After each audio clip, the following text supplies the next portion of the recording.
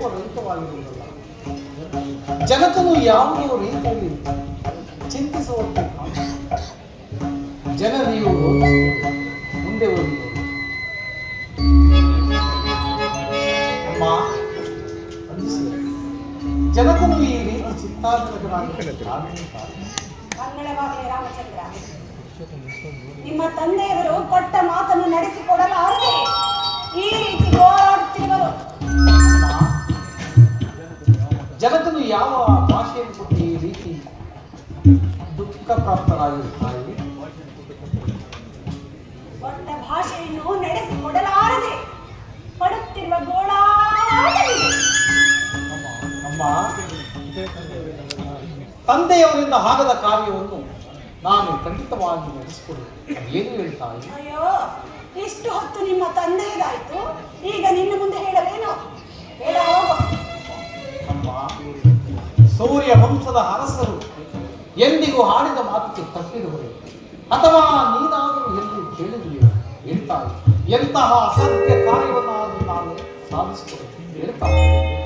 ಹಿಂದೆ ನಮ್ಮ ವಂಶದಲ್ಲಿ ಜನಿಸಿದ ಸಗರಮರ ಚಕ್ರವರ್ತಿಯ 60,000 ಮಕ್ಕಳು ತಂದೆಯ ಒಂದು ಮಾತಿಗೋಸ್ಕರವಾಗಿ ಈ ಭೂಮಿಯನ್ನು ಕೈಯಿಂದ ಬನಿದು ಪ್ರಾಣವೇ ತಾಯಿ. ಅಮ್ಮ, ಅದೇನು ಹೇಳಿದೆ? ಎಂತಹ ಅಸಾಧ್ಯವಾದ ಕಾರ್ಯವನ್ನು ನಾನು ನಡೆಸಿಕೊಡುತ್ತೇನೆ ಹೇಳ್ತಾರೆ. ಹಾಗಾದರೆ ನಿಮ್ಮ ತಂದೆಯ ಮೇಲೆ ಆಣೆ ಮಾಡಿ ಹೇಳು, ನಡೆಸಿಕೊಡುತ್ತೇನೆ ಎಂದು. ಅಮ್ಮ, ಈ ಅಲ್ಪ ಕಾರ್ಯಕ್ಕೆ ಜನಕನ ಮೇಲೆ ಆಣೆ ಬೇಡ ತಾಯಿ, ಹಾಗೇ ನಡೆಸಿಕೊಡುವುದು ಹೇಳ ಸಾಧ್ಯವಿಲ್ಲ. ಆಣೆ ಇಡದ ಹೊರತು ನಾನು ಹೇಳುವಳಲ್ಲ. ಅಮ್ಮ, ಜನಕನ ಆಣೆ ಹಾಗೆ ನಡೆಸಿಕೊಡಬೇಕು ಹೇಳ್ತಾರೆ. ಹಿಂದೆ ದೇವಾಸುರರ ಯುದ್ಧದಲ್ಲಿ ನಾನು ನಿಮ್ಮ ತಂದೆಗೆ ಮಾಡಿದ ಸಹಾಯಕ್ಕೆ ಮೆಚ್ಚಿ ನನಗೆ 2 ವರಗಳನ್ನು ಕೊಟ್ಟಿದ್ದರು. ಅಮ್ಮ, ಈ ವಿಚಾರವನ್ನು ನಾನು ಸಹ ಕೇಳಿದ್ದೆ ತಾಯಿ. ಏನೆಂಬುದಾಗಿ ಕೇಳಿಕೊಂಡಿದ್ದರೆ? ಆ ವರಗಳನ್ನು ಈಗ ನಡೆಸಿಕೊಡಿ ಎಂದು ಕೇಳಿಕೊಳ್ಳುತ್ತಿದ್ದೇನೆ. ಈ ರೀತಿ ಓಡಾಡುತ್ತಿರುವರು. ಮೊದಲನೆಯ ವರಕ್ಕೆ ಈಗ ನಿನಗೆ ನಿಶ್ಚಿತವಾಗಿರುವ ಪಟ್ಟಾಭಿಷೇಕವನ್ನು ತಪ್ಪಿಸಿ ನನ್ನ ಮಗನಾದ ಭರತನಿಗೆ ಪಟ್ಟಾಭಿಷೇಕವಾಗಬೇಕು.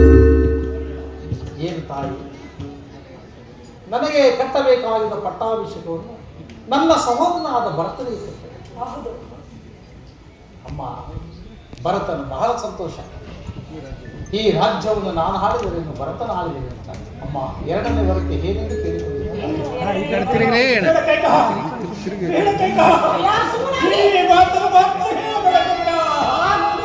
ಹೇಳಿಬಿಡಿ, ಡಂಗೂರ ಮುಖಾಂತರ ಸಾರಿ ಬಿಡುತ್ತೇನೆ.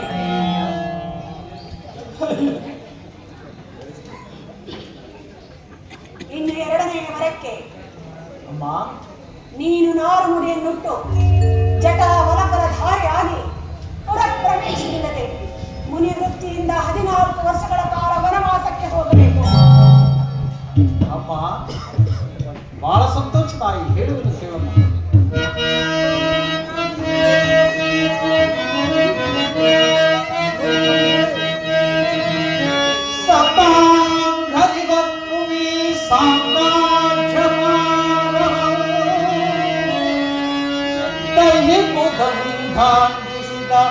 ಮಾತೆ ನೀನು ಅಮ್ಮ, ಅಮ್ಮ, ಅಮ್ಮ.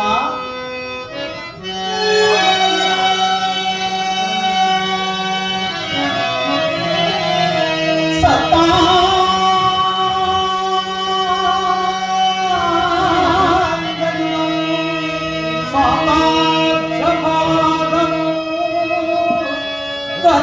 ಬಂಧಾಂಗಿಸಿದ ಮಾತೆ ನೀನು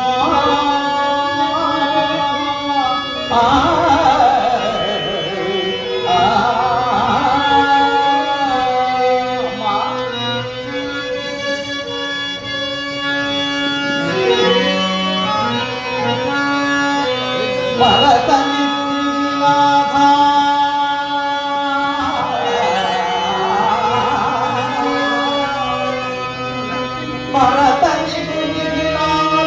ಭವ್ಯ ಪ್ರೇಮ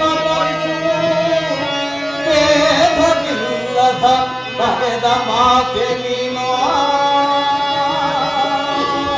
ಆ, ಆ,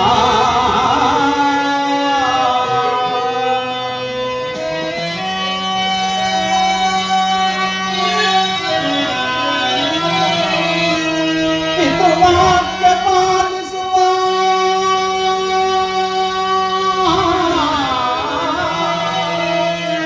ಪಿತೃವಾಕ್ಯ ಪಾಲಿಸುವ ಪುತ್ರರತ್ನಗಳೆಲ್ಲ ಕೀರ್ತಿಯನ್ನು ಗಳಿಸಿದ ಮಾತೆ ನೀನು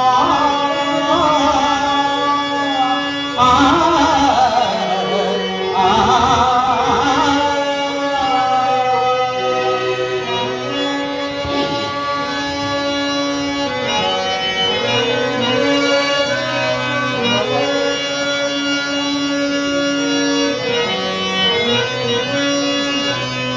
ಪಿತೃವಾಕ್ಯ ಪಾಲಿಸುವ ಪುತ್ರರತ್ನಗಳೆಲ್ಲ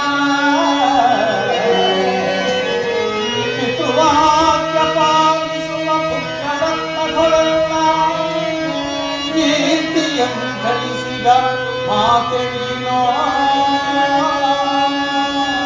ಆ, ಆ,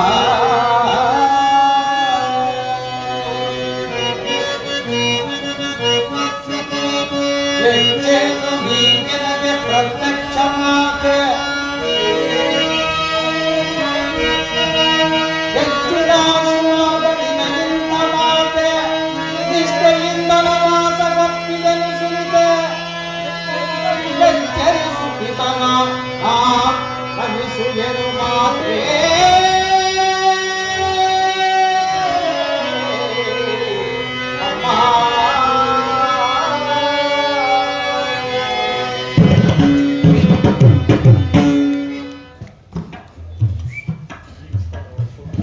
ಅಮ್ಮ, ಈ ಕೋಶಲ ಸಾಮ್ರಾಜ್ಯ ಭಾರವನ್ನು ಮಾಡುವುದು ಬಹಳ ಕಷ್ಟಕರವಾದ ವಿಚಾರ ತಾಯಿ. ಇಂತಹ ಕಷ್ಟಕರವಾದ ವಿಚಾರವನ್ನು ಭರತನಿಗೆ ನೇಮಿಸಿ ಸುಖಕರವಾದ ವನವಾಸವನ್ನು ನನಗೆ ನೇಮಿಸಿರುವುದು ತಾಯಿ. ಆ ಭರತನಿಗಿಂತ ನನ್ನ ಮೇಲೆ ಅದೆಷ್ಟು ಪ್ರೀತಿ. ಅಮ್ಮ, ನಾನೇ ಭರತನನ್ನು ಕರೆಸಿ ನನ್ನ ಕೈಯಿಂದ ಪಟ್ಟಾಭಿಷೇಕವನ್ನು ಮಾಡಿ ನಂತರ ಅರಣ್ಯಕ್ಕೆ ಹೋಗುವುದು ತಾಯಿ.